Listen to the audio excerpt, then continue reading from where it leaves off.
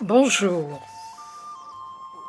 Aujourd'hui, je vais vous lire Savitri, livre 4, chant 4, la quête, The Quest.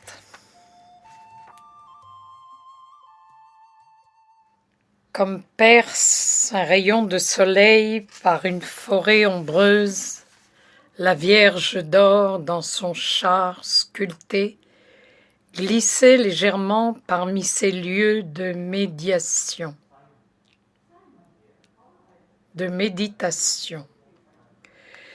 Souvent, au crépuscule, lorsque rentrent les troupeaux, mêlant aux ombres leur poussière épaisse, quand le jour bruyant s'efface sous l'horizon, elle reposait arrivée dans un paisible bosquet d'ermites, enveloppée comme d'un manteau dans la patiente songerie de son esprit et sa prière intense, ou parfois près de la crinière fauve de la rivière d'un lion, parmi les arbres en adoration sur une rive de prière, une secrète sérénité sous le dôme d'un air consacré, l'appelait à arrêter ses roues hâtives.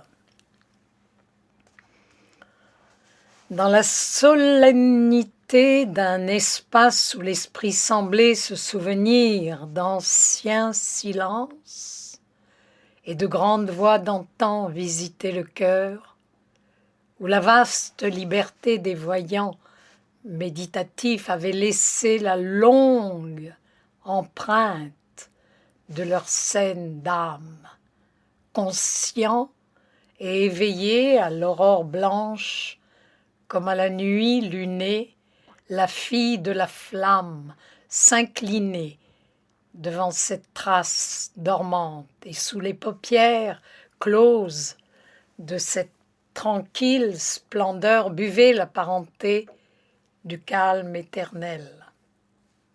Mais le matin venait frapper, lui rappelant sa quête.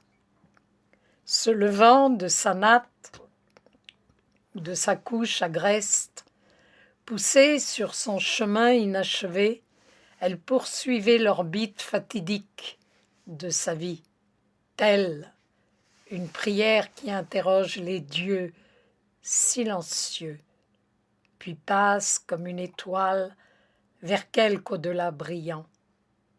Ainsi arriva-t-elle à de larges étendues désertes, où l'homme était un passant vers les lieux humains et seul luttait pour vivre dans les vastitudes de la nature, appelant à l'aide d'invisibles pouvoirs magnanimes, accablé par l'immensité de son monde et ignorant de sa propre infinitude.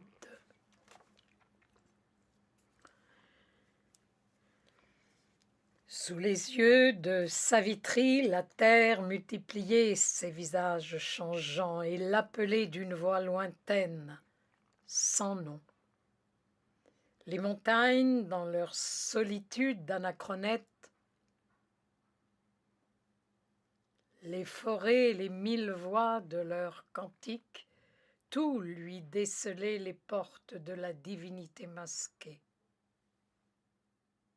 Sur des plaines rêveuses, des sables languissants comme le lit d'agonisant,